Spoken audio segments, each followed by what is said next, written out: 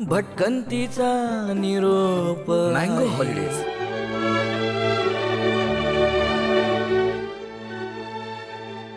राणी बोडसियानं केलेल्या हल्ल्यानंतर इंग्लंड पुरतं बेचिराग झालं.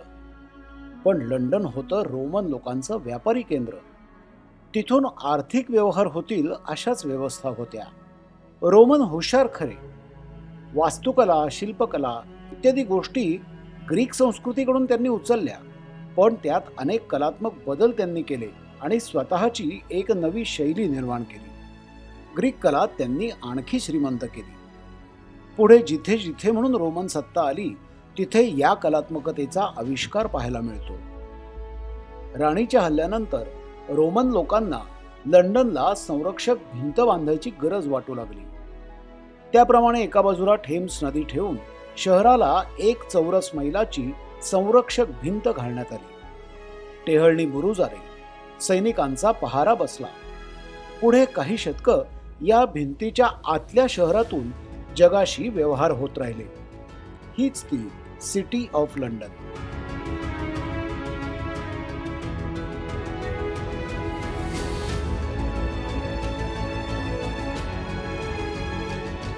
आजही या भिंतीचा काही भाग सिटीमध्ये दिसतो.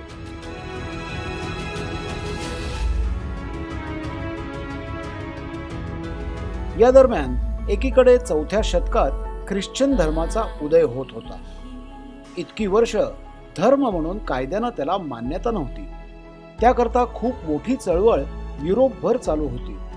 तर दुसरीकडे रोमन साम्राज्य ढासळत चाललं होतं. त्याची सुरुवात इटलीतच झाली.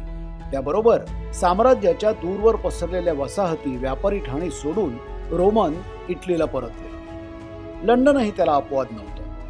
पुढची साधारण 1000 वर्ष ही डार्क एजेस म्हणजे अंधार युगाची मानली जातात. या काळात सर्व युरोपात अराजक माजलं. लंडनमधूनही रोमन निघून गेल्यामुळे साधारण 150 ते 200 वर्ष शहराची वाताहत झाली. रोमन सत्ता असतानाच त्यांच्या सैन्यदलात जर्मनिक एंग्लेस, सॅक्सनी जमातीची अनेक लोक होती. रोमन्स गेल्यावरही नदी पार करून त्यांचं ब्रिटनमध्ये स्थलांतर सुरूच राहिलं आणि साहजिकच रोमन संस्कृतीची जागा आता या काहीशा मागास टोळ्यांनी घेतली. शहरात लूटमार सुरू झाली. जुन्या सुंदर इमारती ढासळल्या. व्यापार थांबला. रस्ते भकास झाले.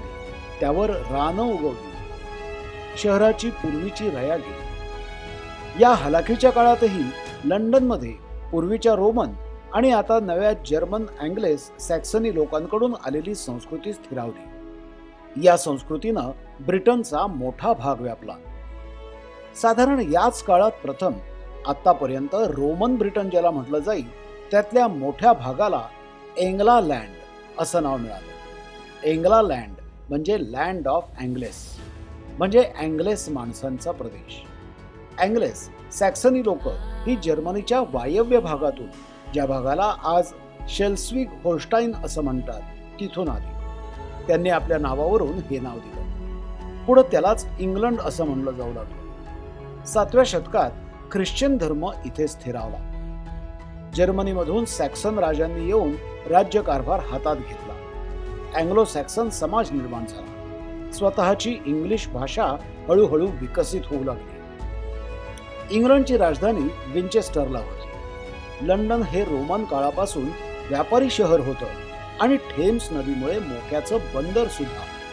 साधारण शतकभरात लंडन मधला व्यापार पुन्हा पूर्ववत झाला. थेम्स मधून होणारी मालवाहू जहाजांची वर्दळ वाढली. लंडन पुन्हा एकदा भरभराटीला आलं. शहरात मुबलक पैसा खेळू लागला. साहजिकच या सुखवस्तू शहराकडे पुन्हा काही क्रूर आणि लुटारू टोळ्यांचं लक्ष गेलं. ती कथा पुढच्या भागात.